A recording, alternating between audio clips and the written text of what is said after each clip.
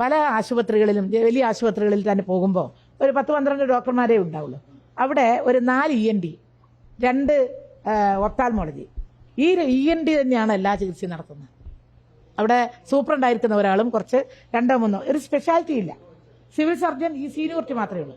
അപ്പോഴാണ് നമ്മുടെ ഡോക്ടർമാരുടെ സംഘടനകളെല്ലാം ചേർന്ന് ആലോചിച്ച് സ്പെഷ്യാലിറ്റി കേഡർ, അഡ്മിനിസ്ട്രേറ്റീവ് കേഡർ, ഈ 2 തസ്തികയിലേക്ക് എങ്ങനെയാണ് വരുന്നത്? പ്രൊമോഷൻ സാധ്യത കൂട്ടി ജൂനിയർ കൺസൾട്ടന്റ്,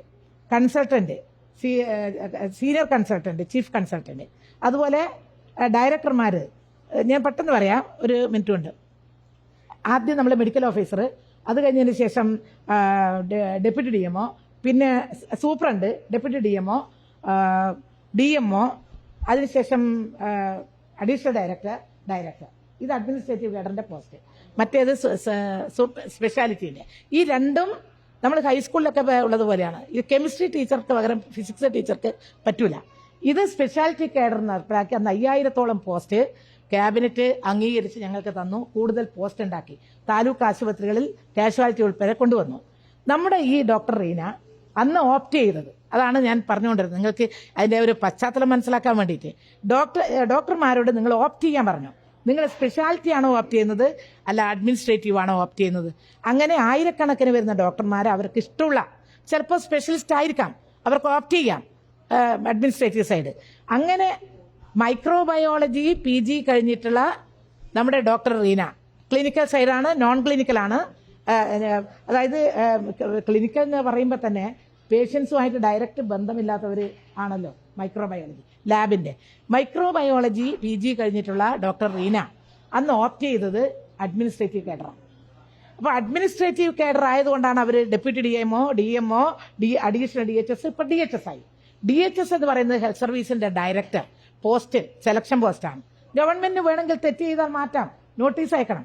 നോട്ടീസ് അയക്കാണ്ട് ഒരാളെയും ഉത്തരവിലൂടെ 1 മണിക്കൂർ കൊണ്ട് ഒരു ഉത്തരവിലൂടെ പിരിച്ചുവിടാൻ അല്ലെങ്കിൽ സ്ഥലം മാറ്റാൻ പറ്റില്ല. പക്ഷെ അതിനേക്കാളും ഇവിടെ ഗുരുതരം ആയിട്ടുള്ളൊരു കാര്യം, ഇവരെ സ്ഥലം മാറ്റിയിരിക്കുന്നത് KSACസിലെ ഡയറക്ടർ സ്ഥാനത്തേക്കല്ല, ഇവരുടെ തന്നെ കീഴിലുള്ള ഒരു ഡിപ്പാർട്ട്മെന്റായ പബ്ലിക് ഹെൽത്ത് ലാബിന്റെ റീജിയണൽ പബ്ലിക് ഹെൽത്ത് ലാബിലായ എറണാകുളം ജില്ലയിലെ അവിടുത്തെ പോസ്റ്റ് സീനിയർ നമ്മുടെ സ്പെഷ്യാലിറ്റി കേഡറിലുള്ള സീനിയർ കൺസൾട്ടന്റ് എന്ന പോസ്റ്റ്. സീനിയർ കൺസൾട്ടന്റ് എന്ന് പറയുന്ന പോസ്റ്റ് അറിയാലോ, DHSന്റെ എത്രയോ താഴെയാണ്, അല്ലെങ്കിൽ ചീഫ് കൺസൾട്ടന്റിന്റെ എത്രയോ താഴെയാണ്. ഈ സീനിയർ കൺസൾട്ടന്റിന്റെ പോസ്റ്റിലേക്കാണ് ഇവരെ പോസ്റ്റ് ചെയ്തിരിക്കുന്നത്. അതെന്താ ചെയ്തത്? പ്രൈവറ്റ് സെക്രട്ടറി ആയിരിക്കണം എന്ന് എനിക്ക് തോന്നുന്നു. ഈ സീനിയർ കൺസൾട്ടന്റിന്റെ പോസ്റ്റ് അപ്ഗ്രേഡ് ചെയ്യണമെന്നുണ്ടെങ്കിൽ ഫൈനാൻസ് കാണണം.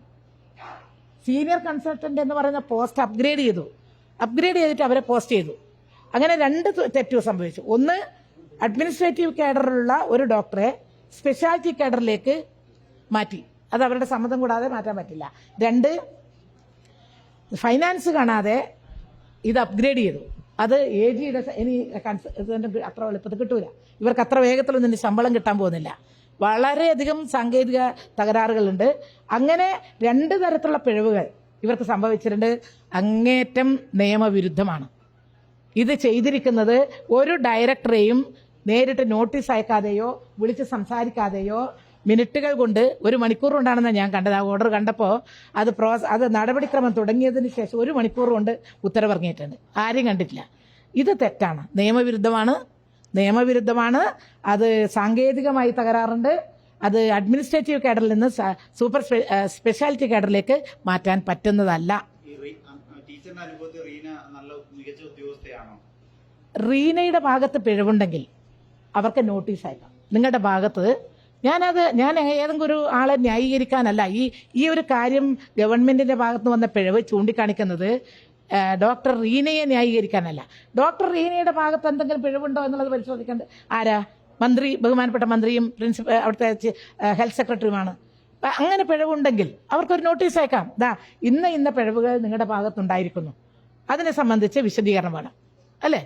സാധാരണ അങ്ങനെയല്ലേ ഒരു വകുപ്പിന്റെ ഡയറക്ടർ സ്ഥാനത്തിരിക്കുന്ന ഒരാളെ പെട്ടെന്നൊരു രാത്രി മാറ്റുമ്പോൾ അതിനൊരു വിശദീകരണം ചോദിക്കണ്ടേ? അത് തന്നെ ഇപ്പൊ തെറ്റ് തിരുത്തേണ്ടി വന്നിരിക്കുന്നു. 2.5 ദിവസത്തെ അവധി ചോദിച്ചു എന്ന് പറഞ്ഞു, 15 ദിവസത്തേതാണെന്ന് പറഞ്ഞു. അതിപ്പോ തിരുത്തി, അവിടെ തന്നെ തിരുത്തൽ വേണ്ടി വന്നു. അപ്പൊ തെറ്റ് പറ്റി എന്ന് കണ്ടാൽ അത് തിരുത്തുന്നത് നല്ലത്. പക്ഷെ ഇനിയും തെറ്റ് തിരുത്താനുണ്ട്.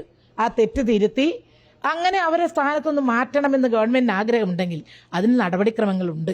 ഈ നിയമസഭാ കമ്മിറ്റിയുടെ അന്നത്തെ ആളായിരുന്ന KB ഗണേഷ് കുമാറിന്റെ ഒരു പ്രതികരണം ഇന്നലെ വന്നിട്ടുണ്ട്. അങ്ങയുടെ കാലത്ത് റീന ഇരുന്നപ്പോൾ തന്നെ ആരെയും വകവയ്ക്കാത്തൊരു ഉദ്യോഗസ്ഥയാണ് എന്നാണ്, നിയമസഭാ കമ്മിറ്റി പോലും വകവെച്ചിരുന്നില്ല എന്നാണ് പറയുന്നത്. അങ്ങനത്തെ പ്രശ്നങ്ങൾ ഉണ്ടായിരുന്നു?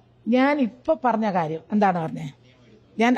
ഞാൻ അതല്ല, ഏതൊരു ഉദ്യോഗസ്ഥന്റെയും ഏതൊരു ഡിപ്പാർട്ട്മെന്റ് തലവന്റെയും ഭാഗത്തുനിന്ന് എന്തെങ്കിലും പിഴവ് സംഭവിച്ചിട്ടുണ്ടോ എന്ന് എനിക്കറിയില്ലല്ലോ.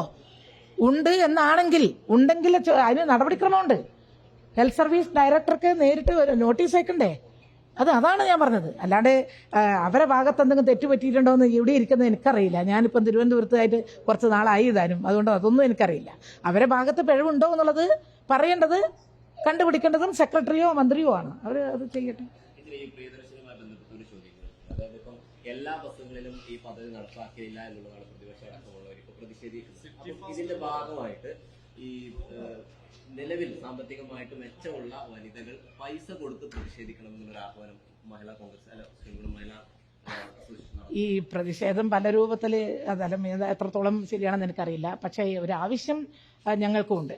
അതായത് ഗവൺമെന്റ് അവരുടെ പ്രത്യേകിച്ചും ബഹുമാന്യനായ MP ശ്രീ രാഹുൽ ഗാന്ധി അന്ന് അവിടെ നടത്തിയ പ്രസംഗം ഞാൻ കേട്ടിരുന്നു. കേരളത്തിലെ സ്ത്രീകൾക്കെല്ലാം ഒരു തരത്തിലുള്ള വ്യത്യാസമില്ലാതെ, പണക്കാരെന്നോ ദരിദ്രരെന്നോ സമ്പന്നരെന്നോ തൊഴിലെന്നോ തൊഴിലില്ലാത്ത കേരളത്തിലെ എല്ലാ സ്ത്രീകൾക്കും പെൺകുട്ടികൾക്കും സൗജന്യമായിട്ട് ഇനി KSRTCയിൽ യാത്ര എന്നാണ് പ്രഖ്യാപിച്ചത്. പ്രഖ്യാപനത്തിൽ നിൽക്കുകയാണ് വേണ്ടത്. അതാണ് മാന്യത, അതാണ് മര്യാദയും. പക്ഷെ പ്രഖ്യാപനത്തിൽ നിന്ന് വഴുതി ഇന്ന ബസ്സിൽ മാത്രമേ കയറാവൂ, ഇന്ന ബസ്സിൽ മാത്രമേ സൗജന്യം കിട്ടൂ എന്ന് പറയുന്നതല്ല ശരി. നമുക്കിവിടെ ഡൽഹിയിലെല്ലാം കാണുന്ന പോലെ ഏത് ബസ്സിലും കയറിയാൽ, സർക്കാരിന്റെ ഏത് ബസ്സിലും കയറിയാൽ ഇവിടെ ഡൽഹിയിൽ സൗജന്യമാണല്ലോ. അങ്ങനെയല്ലേ? അല്ലേ ബലറാം? ആണെന്ന് തോന്നുന്നു. ഒരു തവണ ഞാൻ കയറിയതാണ്. ഒരു തവണ ഞാനൊന്ന് വെറുതെ ഒന്ന് കയറി നോക്കി. അപ്പോൾ ഒന്നുമില്ല. അപ്പോൾ അതുപോലെ ഒരു പ്രഖ്യാപനം ആരാ നടത്തുന്നത്? പ്രഖ്യാപനം നടത്തുന്നത് നമ്മുടെ UDF ഭരണത്തിന് നേതൃത്വം കൊടുക്കുന്ന അല്ലെങ്കിൽ അഖിലേന്ത്യാ തലത്തിലെ ഏറ്റവും ഉയർന്ന നേതാവാണ്, ഉന്നതതലത്തിലുള്ള നേതാവാണ് അവിടെ വന്ന് കേരളത്തിലെ മുഴുവൻ ജനങ്ങളും കേൾക്കത്തക്ക വിധത്തിൽ ഈ പ്രഖ്യാപനം നടത്തിയിട്ടുള്ളത്. അപ്പോൾ പ്രഖ്യാപനം നടപ്പിലാക്കുക, വാഗ്ദാനം നടപ്പിലാക്കുക എന്നുള്ളത് ഒരു ഔചിത്യം മാത്രമാണ്. ആ ഔചിത്യം തീർച്ചയായും UDF ഗവൺമെന്റ് ഉണ്ടാവണം. കേരളത്തിലെ മുഴുവൻ സ്ത്രീകൾക്കും അവർ യാത്ര ചെയ്യുമ്പോൾ സൗജന്യമായിട്ട് നിങ്ങൾ നൽകും എന്ന് പറഞ്ഞ ആ വാഗ്ദാനം നടപ്പിലാക്കണം.